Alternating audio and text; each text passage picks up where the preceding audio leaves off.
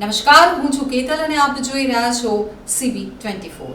ગુજરાતમાં ચાંદીપુરા વાયરસથી 4 બાળકોના મૃત્યુ બાદ તંત્ર સફાળું જાગ્યું છે। સમગ્ર ગુજરાતમાં હાલ વરસાદી સિઝન ચાલી રહી છે, ત્યારે બાળકોના દુશ્મન ચાંદીપુરા વાયરસે કેર વર્તાવ્યો છે। આ વાયરસને લઈ સરકારના રિપોર્ટ મુજબ 14 બાળકોના મૃત્યુ થયા છે, ત્યારે સરકાર અને રાજ્યનો આરોગ્ય વિભાગ સતર્ક બન્યો છે। ત્યારે મેડિકલ એડવાઇઝરી જાહેર કરી જ્યારે પણ બાળકોને આ લક્ષણો દેખાય તો તરત જ ડોક્ટરનો સંપર્ક કરી સેમ્પલ લેવા। ત્યારે ગુજરાતના અમુક જિલ્લા બાદ ગાંધીનગરના મનપા વિસ્તાર અને ગાંધીનગર જિલ્લાના દહેગામ અને કલોલ તાલુકામાં પણ શંકાસ્પદ કેસ મળી આવ્યા બાદ જિલ્લા આરોગ્ય તંત્ર ખૂબ જ સતર્કતા સાથે પગલાં ભરવાનું શરૂ કર્યું। અમરજી મંગાજી ઠાકોર ખાસ કરીને જે બાળકી એ મારી ભાણી છે। એના જો શનિવારે તાવ આવેલો હતો, રાતે એના દવાખાનામાં બનાવીને કલોલ લઈ ગયા હતા। એ દિવસે મને ફોન નહોતો કર્યો, પછી એના ત્યાંથી ડૉક્ટરે કીધું કે હવે મારા જોડે થશે નહીં, તો એમને ઓરેન્જ હોસ્પિટલ અત્યારે ચાંદખેડાની અંદર અમે આવે છીએ, તો મને રવિવારે સવારે બોલાવ્યો હતો। ત્યારે ડૉક્ટરે વાત કરી, 72 કલાક રાહ જોવી પડશે તમારે, તો દવાની પ્રોસેસ તમારી ચાલુ છે, એટલે તમે તમારી દુઆ બી કરો તો બંને કામ લાગે।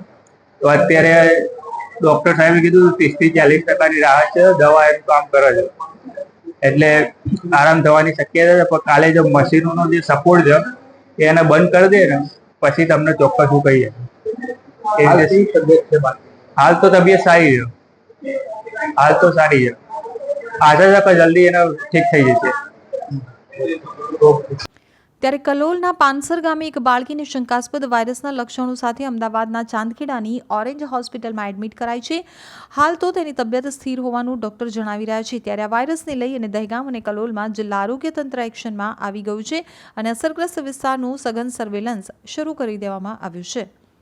રાખતા હોય તો એ લોકો પણ ત્યાંની સ્વચ્છતા ખૂબ સારી રીતે જળવાય તો આ રીતના માખી મચ્છરનો ઉપદ્રવ ના થાય અને આ રીતના રોગોનું જોખમ ઘટાડી શકાય।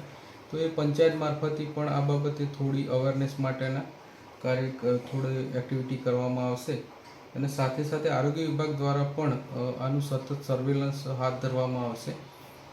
તો આ રીતની કામગીરી ત્યાં કરવામાં આવી છે।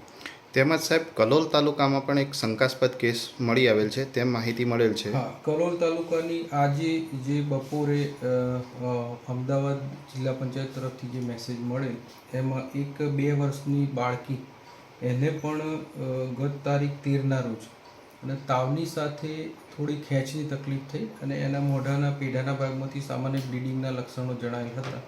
તો એના અંતર્ગત એને પણ કલોલની પ્રાઇવેટ હોસ્પિટલમાં તપાસ માટે લઈ ગયા, પણ વધુ સારવાર અર્થે એને અમદાવાદની ચાંદખેડા ખાતે આવેલી ઓરેન્જ હોસ્પિટલમાં અત્યારે હાલ બાળક એડમિટ છે। એના સેમ્પલ કલેક્શન કરી અને મોકલવાની કાર્યવાહી ચાલુમાં છે। મીનવાઇલ પાનસર ગામે પણ એ બાળક એકચ્યુઅલી ખેતર વિસ્તારમાં રહે આ રીતની પ્રાથમિક માહિતી મળી છે। તો ત્યાં પણ જે સેન્ડ ફ્લાય જે વાહકના નિયંત્રણ માટેના જે પગલાં છે એ ડસ્ટિંગની કામગીરી હાથ ધરવામાં આવશે।